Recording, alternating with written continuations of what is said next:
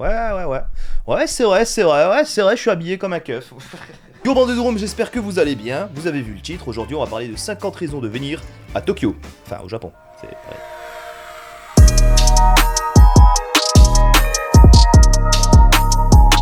Si tu es petit en taille, tu le ressentiras beaucoup moins au Japon. Moi je fais 1m75 et quand je rentre dans le métro, je dois limite me baisser. Alors en plus, si t'es grand, ici tu vas te sentir comme un géant, c'est génial. Quand tu fais 2 mètres ici, les gens ils te prennent en photo, ils pensent que t'es un joueur de la NBA. Eh, c'est pas des blagues, mon pote Karim qui était là en septembre, on est allé à Kyoto, on a fait un petit vlog là-bas. N'hésitez pas à aller le voir d'ailleurs. Eh bah je vous jure, il y a un japonais, il lui a posé cette question. Anata wa sugoi desu, demo kimi wa kaizuku ni naru desu ka? Je te jure, il lui a demandé tu fais quoi comme métier pour être grand comme ça? Alors qu'il travaille à l'usine, le pauvre, il était perdu. Alors forcément, quand tu dis Japon, tu penses les hentai? Non, j'allais dire manga, t'es un pervers toi. Ah ouais, aussi, c'est vrai. Ah bah si tu aimes bien les mangas, forcément le Japon c'est l'endroit à être pour les otaku. Il y a des références aux mangas et aux animés partout ici. Dans les supérettes, les pubs, les métros, les bus, même quand tu reçois un colis Amazon, je vous jure je suis parti chercher mon colis Amazon la dernière fois. Regardez sur le bon de livraison, le bon de commande, le bon de reçu, je sais pas c'est quoi. Même là frère ils ont mis un truc de manga, mais vous voyez ou pas? Ah j'aime bien Spi, je vous jure. Juste le fait de voir Serathmore avec un petit caractère japonais à côté, là ça... Ah ça m'émoustille, putain il me reste plus qu'à moi. Ah non je vais pas rentrer. Il fait bon au Japon. On dirait une pub des années 50. Au Japon, il fait bon. Alors ça dépend la période bien sûr, hein. En été il fait super chaud. Et en plus ici quand il fait trop chaud t'as la clim partout, hein, que ça soit dans les centres commerciaux, les transports en commun ou même les boîtes et les bars. Il y a même des ingénieurs japonais qui ont inventé une clim à mettre sous son t-shirt. Ah ils sont forts ces japonais, putain. C'est quoi la prochaine étape? Une clim pour pouvoir refroidir tes nouilles avant de les manger? Jure ça existe? Ah ouais, bien joué. Pour mes amis fumeurs, le paquet de clopes ici au Japon est à 400 yens, ça fait 3,30€ d'après le taux de change actuel. Ça fait quasiment 3 fois moins cher qu'en France. Donc si vous venez au Japon, vous pourrez mourir pour 3 fois moins cher. Par contre, c'est assez chelou pour fumer ici. Genre dans les restos, les boîtes, les bars, t'as le droit, mais dans les parcs, t'as pas le droit. Et tout le monde respecte. C'est beau bordel. La propreté. Au Japon, tu peux avoir des rues immenses, des grands quartiers où du matin jusqu'au soir, c'est nickel, c'est propre de ouf. C'est d'ailleurs pour ça que t'as pas le droit de fumer comme ça dans la rue, parce qu'après tu jettes les mégots par terre et ça salit. À la place, il y a des petits coins fumeurs un peu partout et en même temps comme ça la fumée, dérange pas les gens qui marchent, tout simplement. Je trouve que c'est une bonne idée quand même. Mais ouais, la propreté ici c'est incroyable, je vous jure, même les toilettes dans les métros sont nickel. Ah ici dans n'importe quel resto, t'es en confiance pour démouler un cake. Les combini et les distributeurs ouverts 24h sur 24. Un combini c'est un magasin de proximité ouvert 24h sur 24, 7 jours sur 7, comme par exemple Family Mart, 7-Eleven, Ministop, il y en a plein. Et tu peux trouver dedans plein de trucs utiles pour la vie de tous les jours. Moi quand j'ai la flemme, je fais mes courses là-bas. Et en plus, c'est pas très cher comparé par exemple aux épiceries en France qui sont ouvertes 24h sur 24 où ils te font payer le Kinder Bueno 8€. Le chômage est super bas au Japon, 2,4% selon les dernières statistiques. Alors oui, ils sont beaucoup au Japon, mais tout le monde a un travail. Même si c'est vrai que des fois, ils ont un peu des travails inutiles. Au Japon, je croise souvent des gens avec un gilet fluo et puis un bâton qui brille et ils servent à rien. Ils sont là, ils sont comme ça, ils attendent pendant des heures. Éventuellement, une fois dans la journée, ils vont faire passer une voiture. Voilà. Et après voilà, il a fait sa journée, tout le reste il attend comme ça. Pareil pour les chantiers, des fois ils sont 8 sur un marteau piqueur. Il y en a un pendant qu'il est en train de creuser, il y en a 7 il le regarde comme ça. Puis toutes les heures il change, voilà c'est... un peu inutile mais bon, qu'est-ce que tu veux, au moins il n'y a pas de chômage. Sortir le soir. Alors ça c'est pas dans tout le Japon, mais dans les grandes villes comme par exemple Tokyo ou Osaka, les gens sortent tous les soirs. Les Japonais c'est un peuple de fêtards, j'ai jamais vu ça, ils sont bourrés tous les soirs. Ils font la fête jusqu'à 5h du matin, ils prennent le premier métro pour aller au taf, des petites gouttes dans les yeux et c'est reparti pour 14 heures de travail. Et moi ça me choque d'autant plus parce que je viens d'une petite ville, après 8h tout est fermé frère, le week-end y a personne. À Montbé le nouvel an à minuit ça fait la fête, à minuit 30 tout le monde dort. Les japonaises. J'aime beaucoup la mentalité des filles ici. Si tu vas dans un bar avec un de tes potes, c'est possible que 2 japonaises viennent t'accoster pour parler. Voilà, c'est incroyable. Ah bah les japonaises sont très ouvertes, hein. Je dis pas que les françaises le sont pas. Mais les parisiennes, si. Mais en fait, ici, elles sont gentilles parce que les gars, la plupart du temps, c'est pas non plus des gros dalleux. Donc, tu vois, elles ont un peu plus confiance. Elles disent, ouais, je peux aller parler à un gars, il va rester passer. Si je lui dis au revoir, il va me laisser rentrer, tu vois. Ça en France, non, on a pas trop. On a un peu du mal à comprendre. D'ailleurs, les japonaises, elles s'habillent comme elles veulent. Elles ont pas de problème avec, ouais, s'habiller courte, je sais pas quoi. Ça te regarde pas frère. Et ça j'aime bien aussi, la liberté bordel, la sécurité. Alors si justement les japonaises sont aussi ouvertes et peuvent s'habiller un petit peu comme elles veulent, c'est parce qu'elles se sentent en sécurité dans ce pays. Déjà c'est un des pays avec le moins de criminalité au monde. Ici y a pas de voleurs ou de pickpocket. Quand tu vas au Starbucks pour réserver une table, tu poses ton téléphone sur la table et ensuite tu vas prendre ta commande. Niveau de confiance extrême. Et franchement ça fait super plaisir de se sentir en sécurité dans un pays. Des fois je me balade dans des sombres ruelles à 3h du matin pour essayer de prendre des belles photos. Je ne crains rien, j'ai avec moi un matos qui vaut 5000€, je marche confiant frère, on dirait que, tu vois, je suis Sacha, je vais à la Ligue Pokémon. Les gens sont gentils. Après 1 mois et demi ici, je trouve que vraiment les Japonais sont très ouverts d'esprit et super gentils. Depuis que je suis ici, j'ai dû demander ma route à 5-6 personnes, il n'y en a pas une qui m'a remballé, c'est direct, limite il y en avait un, il était en vélo, je te jure, il était en vélo, il s'est arrêté, il s'est posé à côté de moi, il m'a dit, écoute, il faut que tu passes par là-bas, tac tac tac, il m'a montré sur Google Maps et tout, mais... Comment font-ils pour être aussi gentils? Je veux être comme eux. Et en plus, je trouve qu'ils sont très ouverts d'esprit, surtout les jeunes. Je trouve qu'ici, on respecte beaucoup la liberté des autres. Ils sont juste un peu curieux en mode ah ouais, tu fais comme ça, vas-y, raconte et tout, mais c'est genre bienveillant. Tu vois, ils sont pas mauvais. Tu veux porter le voile, faire la prière, vas-y, y a pas de souci. Il y a une mosquée à Tokyo qui est immense et magnifique. Ça change de la France où des députés font pleurer un petit devant sa mère parce qu'elle porte le voile. Ouais, fallait que j'en parle. Il y a les Jeux Olympiques en 2020 à Tokyo. Une raison en plus pour venir cet été, voilà. Après, faut s'intéresser à certains sports, hein, comme le lancer de poids.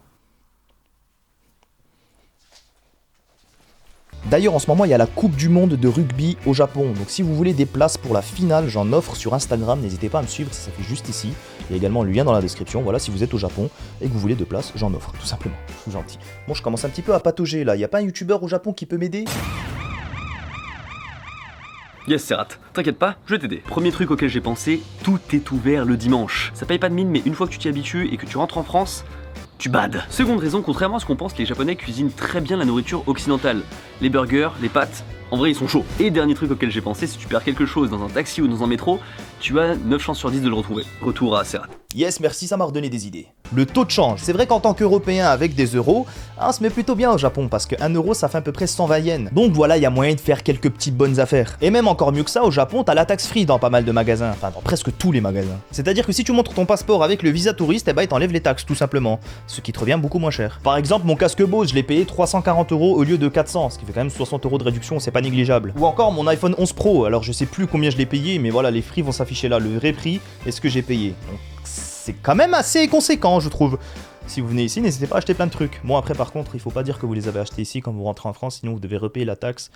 Mais je vous expliquerai comment faire sur Snap. C'est une technique illégale, seulement ceux qui sont dans l'ombre peuvent la maîtriser. Le Wi-Fi gratuit.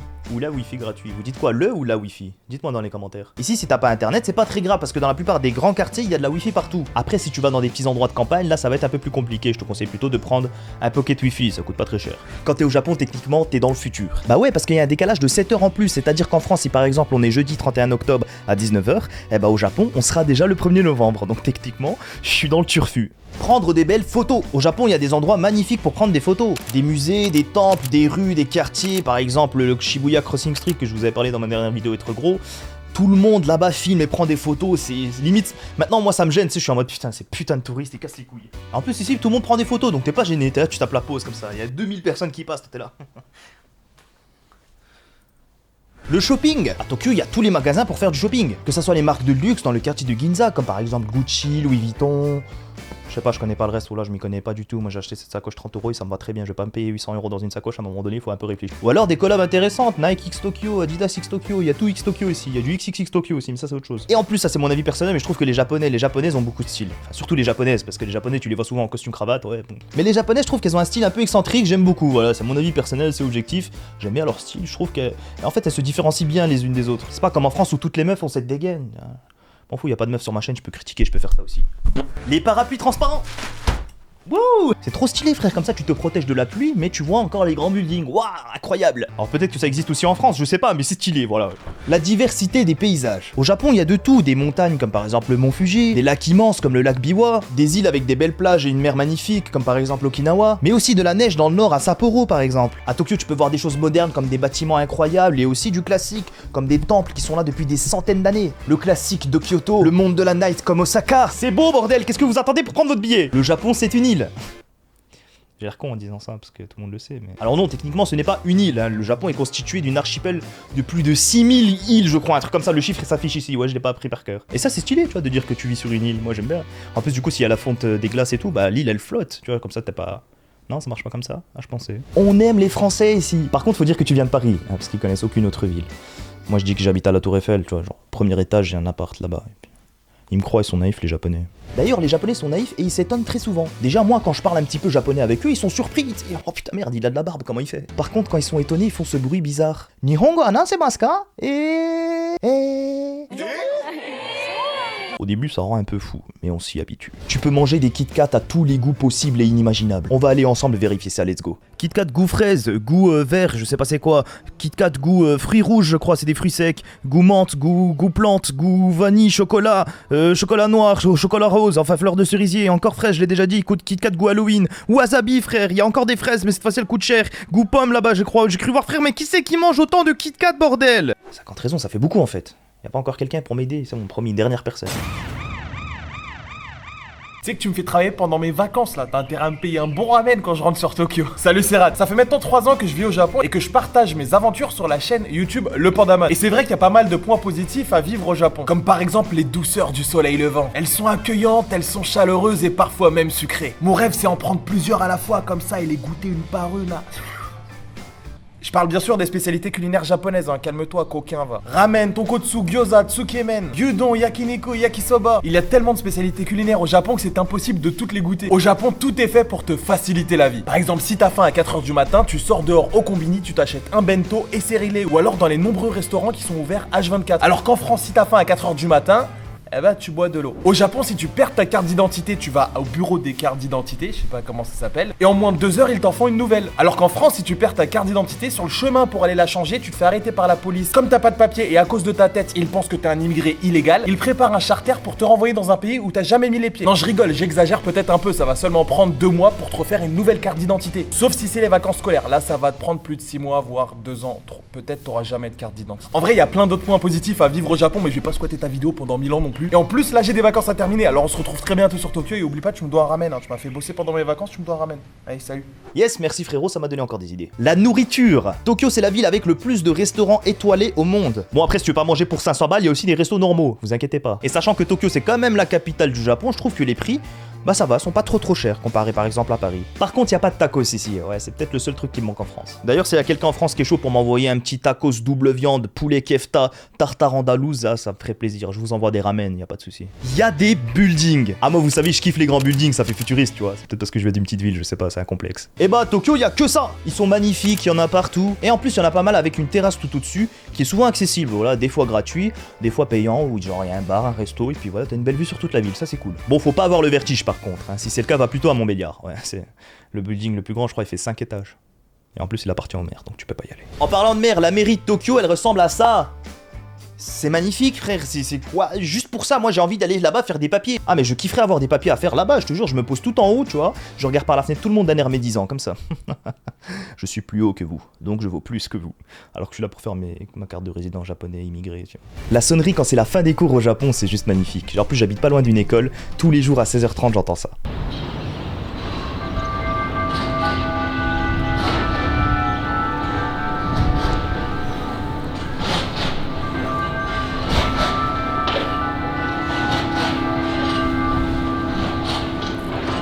Sa mère, comme dans les animés, frère. D'ailleurs, il y a des sonneries partout ici, hein. Quand tu prends le métro, différentes pour chaque station en plus. Et même quand tu traverses la route, il y a un bruit pour t'indiquer ça. À Tokyo, il y a la One Piece Tower, bordel. À la base, c'était la Kyoto Tower, ils l'ont transformé en One Piece Tower. Ça, One Piece, c'est plus important que la Tokyo Tower. Ah, c'est magnifique. Pourquoi en France, on n'a pas un bâtiment, je sais pas, plus belle la vie? Ouais, c'est vrai que personne n'irait. Il y a beaucoup de voitures cubiques comme ça, c'est marrant, on se croirait dans Minecraft. Le service. Au Japon, ils sont très polis, vous savez tout ça. Mais encore plus quand c'est des serveurs ou des vendeurs. Il y a un de mes potes qui a acheté une sacoche à Gucci, je te jure que le service était incroyable. Ils lui ont donné des petits chocolats, ils lui ont pris son sac, ils lui ont ramené jusqu'à devant la porte. Que des yamete kudasai, onegai shimasu, arigato gozaimasu. Ah bah ça change des vendeuses Zara en France, hein. Je sais pas ce qu'elles ont celles-là d'ailleurs, mais faut vous calmer. Les bébés, ils sont trop mignons. Je vous jure, à chaque fois que je vois un bébé japonais, il est trop chou, j'ai envie de l'adopter. Mais bon, j'ai 25 ans, calmez-vous, je suis encore trop jeune. Faut déjà ma Lamborghini. D'ailleurs, si jamais il y a quelqu'un qui veut en lâcher une pour que je l'adopte éventuellement, n'hésitez pas à me contacter par téléphone au 06 05. C'est mon vrai numéro. Les pays asiatiques, quand tu viens au Japon, tu peux aussi aller visiter d'autres pays asiatiques, hein. T'es proche de la Thaïlande, de la Corée du Sud, c'est juste à côté je crois, de la Chine aussi, mais voilà, là en ce moment c'est un peu chaud, faut pas trop y aller. Il y a même l'Australie, Bali, Hawaï, il y a plein d'endroits qui sont vraiment à portée d'avion en fait. J'allais dire à portée de main, mais faut pas abuser. Et moi c'est dommage parce qu'en 3 mois ici, je suis resté qu'au Japon quoi. J'aurais bien aimé voyager, aller voir d'autres choses. Peut-être que je reviendrai du coup. Les files d'attente. Alors ça c'est pas un bon point, mais juste ils les respectent bien quoi.